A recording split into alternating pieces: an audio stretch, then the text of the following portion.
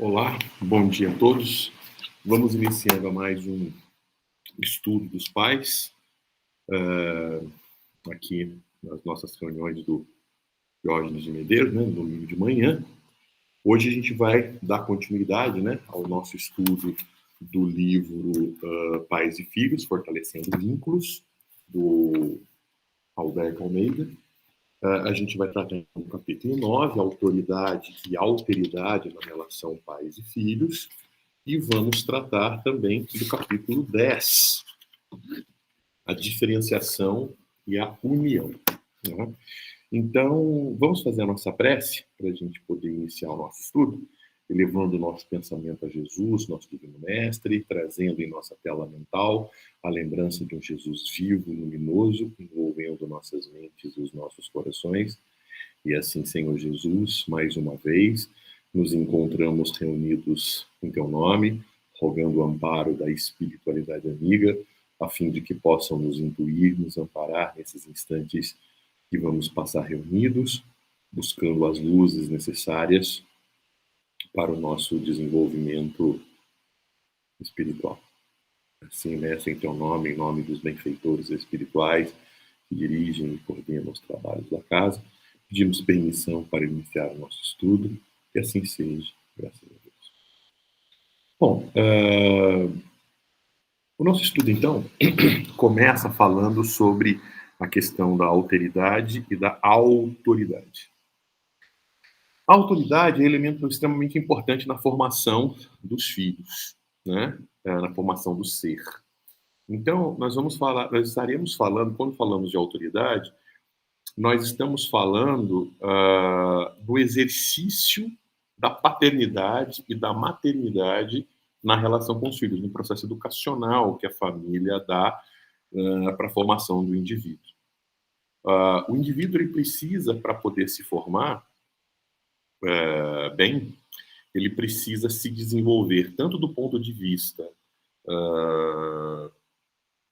como é que eu vou dizer, de identificação, quanto do ponto de vista da alteridade, da identidade e da sua alteridade. E o que significa isso? Significa que quando está na infância, a criança ela busca identificar, ela busca copiar, ela busca se comportar tal qual os pais se comportam. Então ela vai identificando, ela vai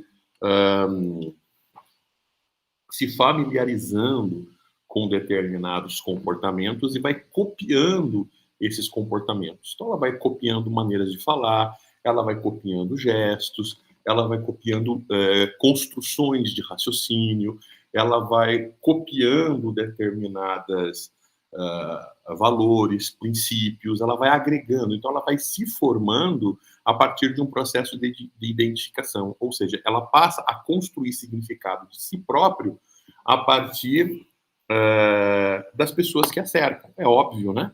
As pessoas com quem ela tem referências, as pessoas que são referenciais a ela, as pessoas que são importantes para ela, e quando a gente fala de importante, a gente está se referindo exatamente ao significado da palavra importar, né? A palavra importante, ela nasce do verbo importar, e importar é exatamente o ato de trazer de fora para dentro, né? Então, nesse aspecto, na fase da criança, a criança começa a observar determinados aspectos e começa a importar essas pessoas que são importantes para dentro de si.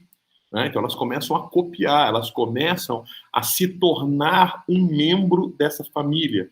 E se tornar um membro dessa família é começando a incorporar determinados hábitos, determinadas ideias, determinados princípios, determinadas lógicas, determinados valores, palavras, gestos, que são próprios dessa família. Então, tudo que a família oferecer, essa criança vai guardar, ela vai recuperar. Então, a autoridade ela tem um papel extremamente importante no sentido de oferecer a essa criança uma quantidade gigantesca de bons exemplos, de boas orientações, de bons comportamentos, de bons princípios para que uh, essa criança possa se enriquecer, né? Quando, à medida que ela for interiorizando os nossos exemplos, à medida que ela for interiorizando os nossos princípios, é elemento extremamente importante. Então, a autoridade ela tem um papel importante porque na autoridade se busca o estabelecimento de regras, o estabelecimento de princípios, e esse estabelecimento de regras e princípios dentro de uma autoridade, ela é feita de maneira lógica, ela é feita de maneira dialógica, ela é feita de maneira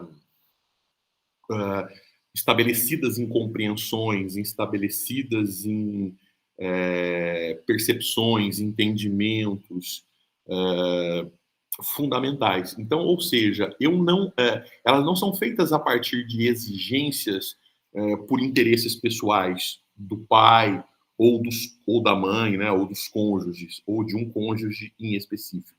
Né? Porque aí, quando as regras e as normas de comportamento familiar ela é estabelecida por vontades e desejos próprios, então aí não existe autoridade, existe autoritarismo, né? Então é feito, então, ou seja, que é um movimento em que não se é violento.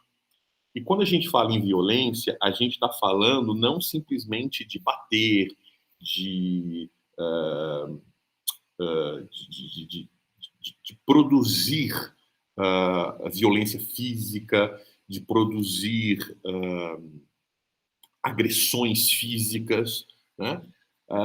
Violência é todo ato, é todo ou qualquer ato que envolve a objetificação do indivíduo, do ser, do sujeito, né?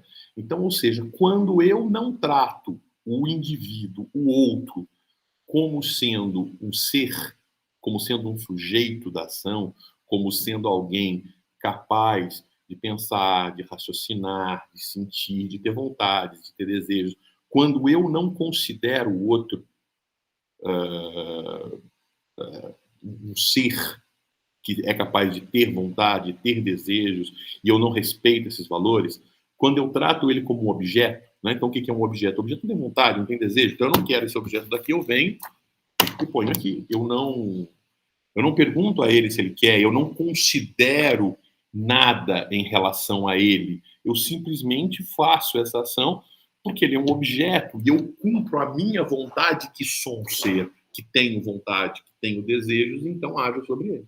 Agora, quando eu faço isso em relação a outra pessoa que tem vontades, que tem desejos, e imponho a minha vontade a ela, sem considerar as suas vontades, sem considerar os seus desejos, sem considerar o seu livre-arbítrio, então eu estou agindo com violência com essa pessoa. E aí, quando eu sou violento com essa pessoa, eu estou objetificando essa pessoa, né? Então, a autoridade, ela é diferente. A autoridade, ela impõe regras, ela determina uma disciplina, porque ela é fundamental para que a gente atinja, né, para que a gente organize os nossos comportamentos.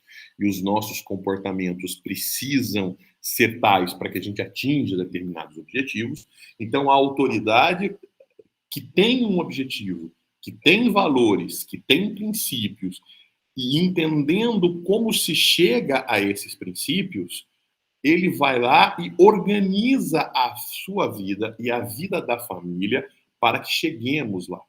Então, ele se submete a essa regra. Ele também se submete a essa disciplina. E não simplesmente as regras são modificadas, são alteradas em função de uma única vontade, de um único desejo, de um único que precisa estar satisfeito, que é o próprio indivíduo que determina.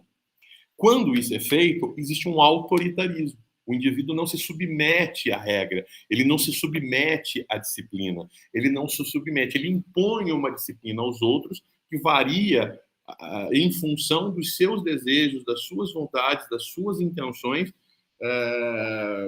daquilo que lhe agrada num determinado momento. Então, isso é o autoritarismo, né? A autoridade não. A autoridade, o indivíduo pensa no bem-estar da família, ele pensa no bem-estar de todos, ele entende todos, e a partir daí ele tem um objetivo de garantir a felicidade, de garantir o equilíbrio, de garantir a satisfação, de garantir o que é melhor para essa família, de garantir o que é melhor para cada um dos membros dessa família. E a partir daí, ele define regras, ele define princípios que vão estabelecer o norte desse processo. E a partir daí, então, ele estabelece essa disciplina para toda a família, inclusive para si próprio, e ele se submete a esse processo. Quando ele não se submete, é autoritarismo. Quando ele se submete, é autoridade. E ele, então, vai se submetendo e ele, então, ajuda essa criança, que está numa fase de identificação, a introjetar, a interiorizar essas regras, esses princípios, esses hábitos, essa disciplina. Não só porque ele é exemplo, mas porque essas regras não mudam, porque ele não faz isso para satisfazer as suas vontades. Então, as regras mudam ao sabor da sua vontade. Ele tem um objetivo a atingir, que é um objetivo a todos, e ele se submete às regras, a essa autoridade, a esse princípio, né? Quer dizer, esse é um elemento importante. Então, um parênteses aqui, para a gente poder entender bem isso. Uma vez uma mulher, né, disse que procurou Gandhi e pediu a Gandhi que falasse com sua filha para ajudá-la, convencê-la, né, a não ingerir açúcar, porque os médicos diziam que a menina era diabética e tudo mais, então ela não podia consumir açúcar, mas a menina era rebelde e ela comia escondido e tinha problemas e uma série de coisas, estava com dificuldade de controlar os índices glicêmicos dela. E aí ela não tinha quem recorrer. Um dia ela foi para uma fila, sabendo que Gandhi estaria lá, conseguiu acesso a ele e fez esse pedido. E Gandhi olhou para ela e falou assim: olha, a senhora me dá um mês, e daqui um mês a senhora me procura que eu vou falar com a sua filha. Né? E aí, ela achou que aquilo estranho, complicado, né? Porque ele pediu um mês, né? E aí, enfim, ela aguardou um mês e foi procurar o Gandhi. E quando ela foi procurar o Gandhi falou: me dê mais um mês. Né? Ela aguardou mais um mês e procurou, e o Gandhi pediu mais um mês. E aí, depois do terceiro mês, aí o Gandhi, então, marcou para falar com a filha. E depois que o Gandhi falou com a filha, a mãe quis saber por que é que o Gandhi pediu esses prazos, né, e prorrogou os prazos, por conta das ocupações, por conta de uma agenda apertada, dos vários compromissos. O Gandhi falou: olha, de fato eu tenho muitos compromissos, mas eu poderia tirar alguns minutos, sempre eu posso tirar alguns minutos para poder falar com alguém. O meu problema é que eu gosto muito de açúcar, e eu consumia muito açúcar. E para eu saber exatamente o que dizer para sua filha, eu precisava abrir mão, eu precisava saber o que ela sentia, eu precisava entender o que é viver sem açúcar, eu precisava me disciplinar com relação a isso. Então eu procurei abrir mão do açúcar na minha vida para poder sentir o que seria a vida dela, e aí sim poder conversar de igual para igual e ser capaz de entender as dificuldades dela e poder falar com ela. Então perceba que isso é autoridade, né? Não é um autoritarismo onde a pessoa vem e impõe uma verdade que a pessoa não sabe qual é, que a pessoa não sente, que a pessoa não entende, que a pessoa não compreende. Então, diferente. O pai, a mãe, né, os cônjuges, os indivíduos que têm a função de nortear, que têm a missão de nortear, de direcionar a estrutura da família, ele vai lá e determina um rumo, determina uma conduta, determina uma regra de felicidade e se submete a ela. E os próprios filhos vão observando que é difícil, porque vê o pai também na dificuldade, também se esforçando, também lutando, também se esforçando. Não é simplesmente um ato de imposição onde ele não se limita a nada, onde ele não se esforça a nada e todos se esforçam para beneficiá-lo, né? E muda-se as regras ao bel prazer do indivíduo que determinou. Não, se entende o objetivo do porquê daquele sacrifício, do porquê aquele esforço, do porquê aquele disciplinamento, porque se busca o melhor para todo mundo e todo mundo se esforça nesse objetivo. Então, o aprendizado ocorre nesse processo. Chega uma fase do desenvolvimento do indivíduo em que o indivíduo passa da fase da identidade e passa para a fase da alteridade. E o que é a fase da alteridade? Quando chega ali na adolescência ou na pré-adolescência, em que o indivíduo começa apesar dele ser identificado dentro daquela família, ele começa agora a ser ele. Alter é o outro, daí a expressão alter ego, né? É o outro, né? É o outro na relação, né? O altruísmo, o egoísmo é quando a gente age em nosso benefício, em benefício do eu, né? O altruísmo é quando a gente age em benefício do outro. Então, daí o prefixo alter, né? No sentido de o outro. Então, a alteridade é quando o indivíduo ele começa a dizer assim, olha, eu faço parte dessa família, mas eu sou alguém, eu tenho uma individualidade, eu tenho uma especificidade, eu me diferencio dos outros aqui, eu faço parte daqui e tenho muita coisa que me identifica a esse grupo aqui. Mas eu tenho algumas coisas que me fazem ser eu, que me fazem ser diferente de todos os outros, que me fazem ser um outro dentro desse grupo. Então, faz parte da formação da própria personalidade do indivíduo. Primeiro, fazer parte de um grupo. E depois, saber se diferenciar do próprio grupo. É quando o jovem, né, quando a criança não tem dificuldade nenhuma, muito pelo contrário, tem um grande prazer em dizer eu sou filha de fulano. E quando ela vai chegando a uma certa idade, ela não gosta de ser identificada como filha de fulano, como irmã de ciclano. Ela quer que, nossa, mas você é pai dela? Nossa, mas você é irmão dela? Ela quer ser a referência. Ela quer ocupar um lugar de destaque nesse processo. Ela quer ser vista, ela quer ser enxergada. Daí a psicologia dizer que nessa fase o indivíduo precisa superar o pai, precisa superar a mãe, precisa superar os outros familiares para que ela possa se firmar enquanto ser com identidade, com personalidade.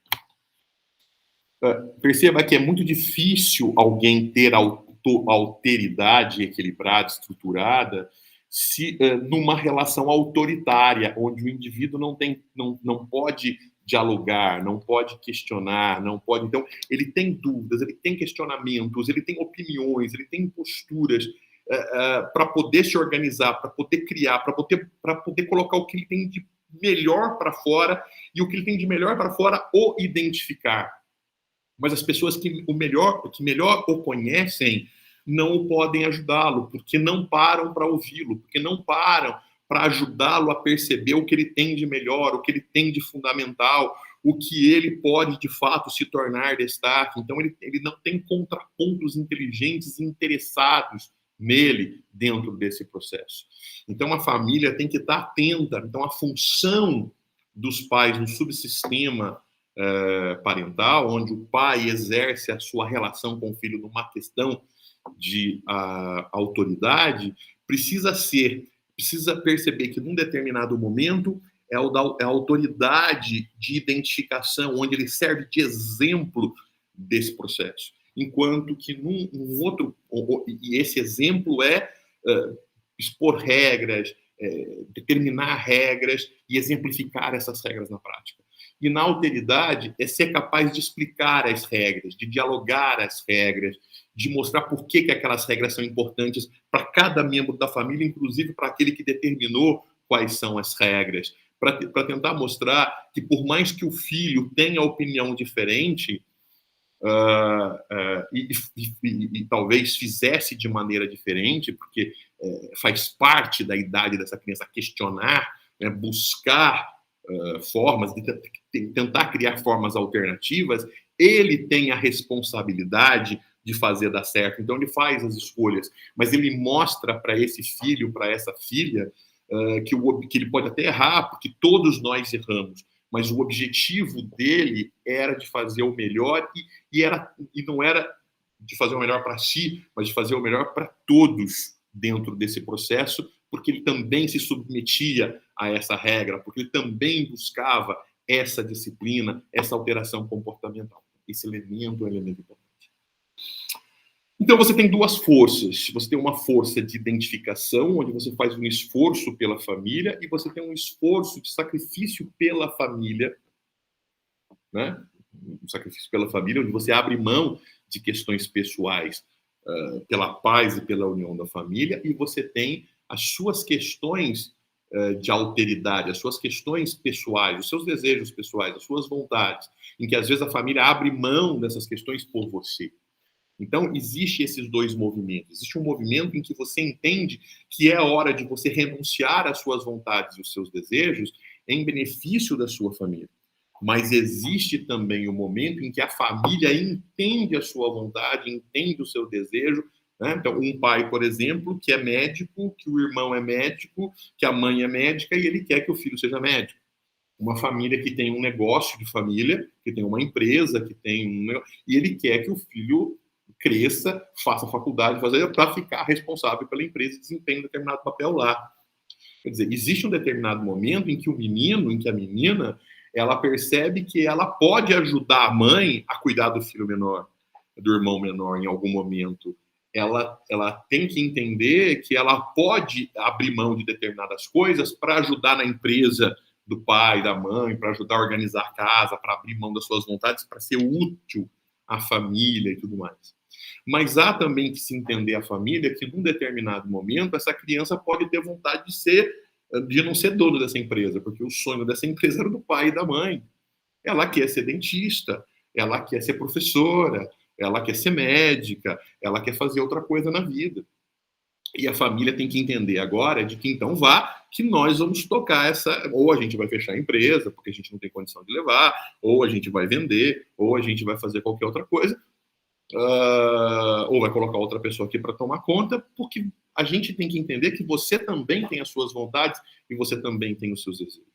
A menina e o garoto pode ajudar a cuidar do irmão menor num determinado momento, mas os pais têm que entender que não é obrigação desse filho tomar conta, porque ele tem também a necessidade de estudar, a necessidade de brincar, a necessidade de repousar, de fazer outras coisas, que não simplesmente o tempo todo está abrindo mão em benefício dessa união familiar. Então, é esse controle, né? É esse equilíbrio de forças, né? Que só se estabelece a partir do princípio da autoridade, não do autoritarismo, né? Onde você consegue entender o outro, onde você consegue dialogar com o outro, onde você consegue perceber em que você precisa cuidar de si, mas cuidar de si significa você ajudar a estabelecer paz e harmonia e equilíbrio na sua família, porque quando você tem dificuldade, quando você tem problema, é na família que você encontra amparo, é quando você encontra solidez. Quando você não cuida dessa família, quando você não contribui com essa família corre o risco de se desfazer. E ao se desfazer, ao se despedaçar, ao se desequilibrar, você já não encontra mais apoio, a estrutura que você precisa. Então, colaborar, participar, se vincular, fazer sacrifícios nessa direção, extremamente importante. Contudo, é fundamental também que essa família possa entender que para você colaborar, para você contribuir, você precisa, para o seu próprio desenvolvimento, ter a sua alteridade, ser o outro nesse processo de relação. E aí você precisa ser respeitado nessa direção. Então a família também faz os seus sacrifícios para fazer benefícios por você. E você consegue compreender isso. E você consegue ver o sacrifício da sua família. Então, você percebe o movimento do sacrifício da sua família por você e você consegue ver o sacrifício seu né? E você consegue entender a importância do seu sacrifício em benefício da sua família, e esse é um equilíbrio de forças que precisam existir. Tá certo? Então, gente, é isso. Eu queria agradecer a vocês. Espero que, de alguma forma, o que eu tenha falado aqui tenha feito sentido, tenha ajudado vocês a compreender esses 2 capítulos aí do livro. Um bom domingo a todos e vamos encerrar o nosso estudo com uma prece, elevando o nosso pensamento a Jesus, nosso divino mestre, e em seu nome, mestre, em nome dos benfeitores espirituais que dirigem e coordenam os trabalhos dessa casa, nós pedimos forças, coragem, determinação, luzes, bênçãos, intuições, inspirações, para que possamos lutar, enfrentar as dificuldades da vida de forma positiva, de forma apoiada, estruturada, de tal maneira que a nossa família possa ser o nosso apoio, ser o nosso esteio, e nós possamos ser uma força de união de todos os membros dessa família. Assim, mestre, em teu nome, em nome dos benfeitores espirituais que dirigem e coordenam os trabalhos da Casa Espírita, nós pedimos bendição para encerrar mais um estudo, que assim seja, graças a Deus, bom domingo a todos.